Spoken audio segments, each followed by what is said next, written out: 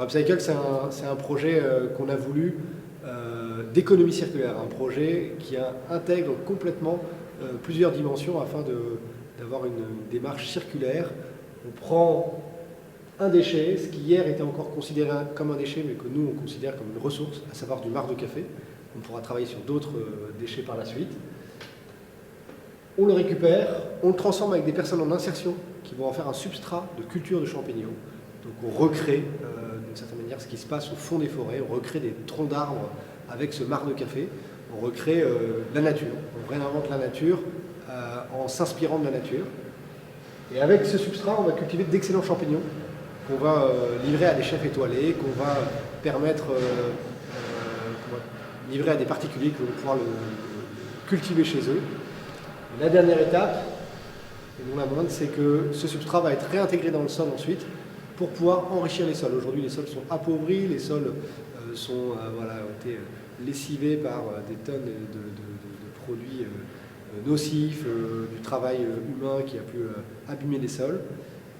Ce substrat réintroduit de la vie dans les sols parce qu'il est chargé de mycélium, il est chargé de champignons, et le champignon est un des éléments qui permet la diversité et la biodiversité dans les sols. Donc c'est la dernière étape de notre chaîne d'économie circulaire qui nous permet d'avoir vraiment cette boucle totale qui est le projet Upcycle, avec cette idée de valoriser en mieux, recycler en mieux, upcycle. Alors je suis Yves de Bourgard, je suis le directeur d'Ateliers sans frontières. Nous sommes un chantier d'insertion. Le partenariat avec Upcycle a permis à nos salariés en insertion de travailler avec des procédures, d'apprendre ce que c'était que l'hygiène, de respecter des recettes.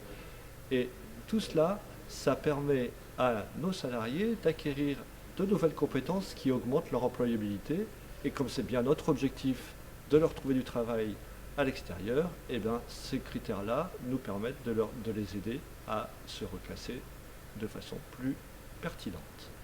Autour d'Upcycle, on a créé un écosystème qui réunit des personnes très différentes, qui réunit des personnes en insertion via l'association Ateliers sans frontières, qui réunit des grands chefs étoilés comme Yannick Aleno ou Thierry Marx, qui réunit des maraîchers périurbains, qui réunissent les professionnels de Rungis, et c'est ça la richesse d'Upcycle.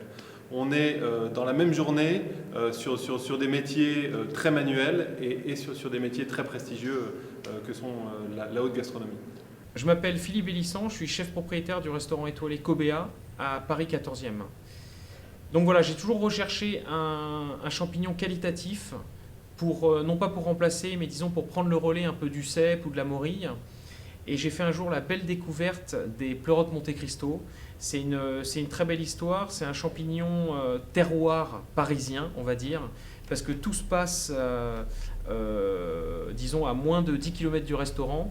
C'est un champignon qui est exceptionnel par son goût, par sa texture, par son histoire. Et donc, je prends plaisir à cuisiner la pleurote Monte Cristo qu'on retrouve aujourd'hui quasiment sur toutes mes cartes. Alors, je m'appelle Audrey, je suis responsable de production pour Upcycle. Je suis issue d'une formation généraliste d'ingénieur en grande école. Et très vite, je me suis aperçue que je n'aurais pas pu suivre le chemin qui était prédestiné pour moi. J'aurais pas pu travailler dans une banque, j'aurais pas pu travailler dans une entreprise pétrolière qui détruit la planète, ou alors dans une grande compagnie qui licencie des gens par milliers. C'est vraiment pour ça que j'ai cherché à joindre Upcycle au début. C'était pour mettre en conviction mes valeurs et puis mon activité au quotidien. Et c'est vraiment ce que j'ai trouvé, puisque chaque jour, on aide des gens dans leur parcours et puis on participe à la protection de l'environnement. Aujourd'hui, on a à faire face à deux grands défis. Le défi environnemental, qui est le défi des défis. Et avec la COP21 qui se tient à Paris, nous savons que c'est un défi important.